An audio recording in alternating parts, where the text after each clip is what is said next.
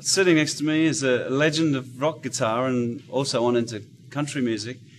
Guy's been an influence on a great many people, and as we'll hear, he's played on lots and lots of records that everyone will know. James Burton. I know you grew up in Shreveport and you were born pretty close to there, weren't you? What got you into guitar? Well, you know, when I was a little bitty boy, roaming around the house, and my mother said, I think he's into music, because I would go around beating on everything. I'd pick up a broomstick and just start acting like I'm playing guitar. And I loved to listen to the radio and play records. And that was just, it was in me. So when did you get your first guitar? Well, my first guitar, Mother and Dad got me my first acoustic, which was, I think it was like I don't have it, unfortunately. I didn't keep it. I didn't know that collector things that today were important. But that guitar was like a Regal or Stella. It was one of those. Yeah. But anyway, Mother and Dad bought me my first electric Telecaster guitar. Really? How old were you then? I was actually 13. 13. I started playing guitar at the age of 13 and actually went professional at the age of 14. Pretty fast learner. Boy, I tell you, I practice and. You must have loved the instrument a lot. You must I did. I really. I loved just it. The sound of it. I would play. You know, I'd play the radio and I'd get my guitar and I'd play along with the radio with the back then a lot of country music, and you know, actually rhythm and blues. So you're down in Louisiana. You heard quite a bit of rhythm and blues on the radio, did you? Oh yeah. Right, it wasn't just country. Yeah, no, Lightning Hopkins, John Lee Hooker, wow, Howlin' Wolf, and man, this Elmo James. And you just play along and try and pick out some of that stuff? Oh yeah, I loved it. I mean, when I started playing, it was like, and I also played slide guitar too, you know, steel guitar. And it was interesting because, you know, I know a lot of the Chet, my hero, you know, Chet Atkins and Merle Travis. I love that style of playing. And I know they always used a thumb pick. Yeah. I never could use a thumb pick because I would forget, you know, because I was, you know, I would get to playing real fast and up and down strokes. And there it goes, you know, I would lose it. So I just stuck with the flat pick and the finger pick. Right. And of course I use all my fingers, you know, different styles of playing and whatever. But, but I really just got into playing that style, you know, Chet style and Merle Travis style, and sort of moved it in the country music into the blues. Yeah, because I guess, were you bending strings then? Did you? Or was well, that come I was later? trying to, you know, but when I first got my guitar, the strings were very stiff. And, you know, I'm listening to these wonderful blues records, and I'm hearing all these slides and bends, and I said, wow, you know, I can't get that out of my guitar, but something strange about it. And I experimented with banjo strings. Right. So I took my guitar, took the strings off, and, you know, banjo strings don't have that little ball in the end. The little loop, little loop, yeah. So I took the old strings, and I had to cut off that little ball and put it on the string and run it through there. And anyway, it worked out great, but I noticed that the third string, the G string, was unwound. Right.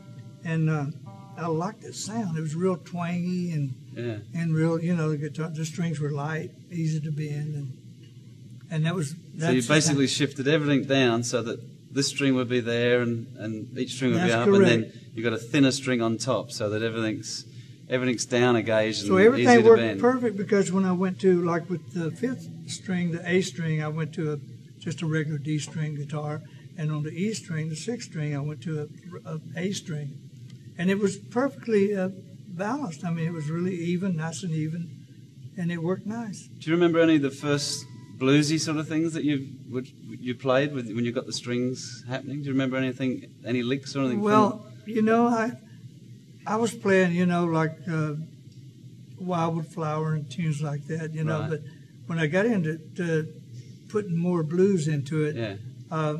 I started fooling around with playing, you know.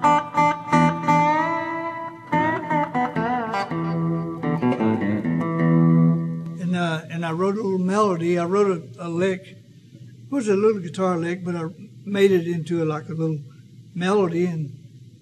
And I was working with this blues singer, Del Hawkins. Oh, yeah. And I wrote this little instrumental, and we would play it in clubs. I was underage. At the age of 14, 15, I couldn't get in to the nightclubs, you know. Yeah. I had to get a permit to go play.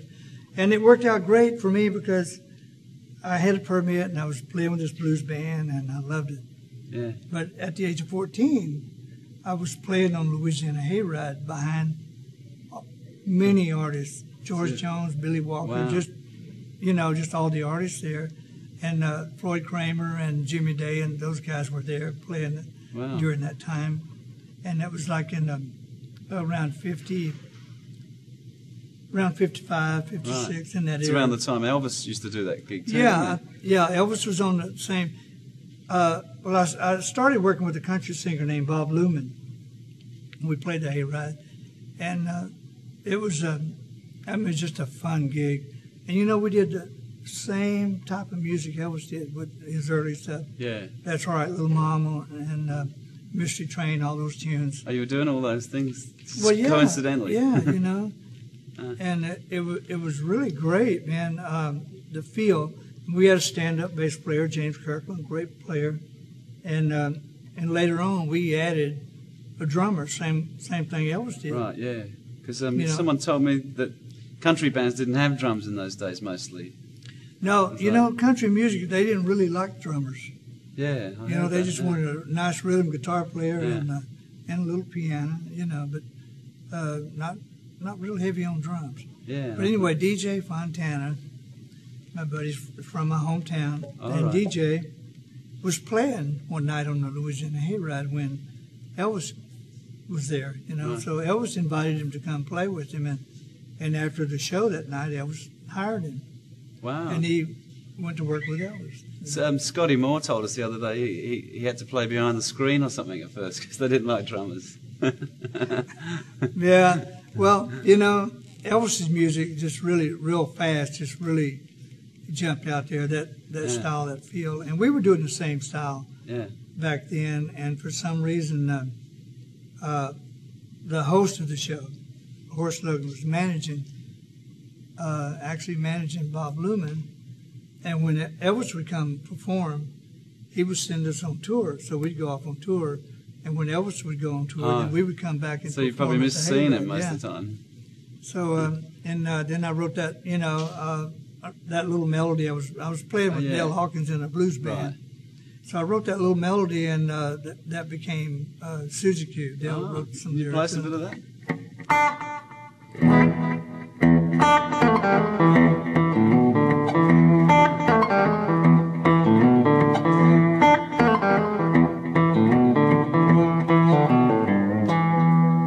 Yeah. So, you know, and then Del put some lyrics to it, and it became a pretty popular It's little... pretty much a rhythm and blues feel, isn't it? Really, you know, it's like the sort of music. Well, Creedence copied that later, didn't they? They did. In the They had a 60s, big- John so- Fogerty, yeah, they Yeah. did a great hit. Big Yeah. record. Yeah. That's pretty different to the style that Elvis was doing, really. So a little bit more swampy, you know. Yeah, yeah. Is that a Louisiana thing? Well, it was my thing. I don't, you know, because what I did was I love country music, and I love blues, and I took the two and sort of mixed them together. Right. You know, because blues can be sad, it can be happy, and a lot of people think that blues is when you're feeling sad Yeah. about something, or you know, it's you know, a dark day or something. But blues can still be happy, you know, and interesting.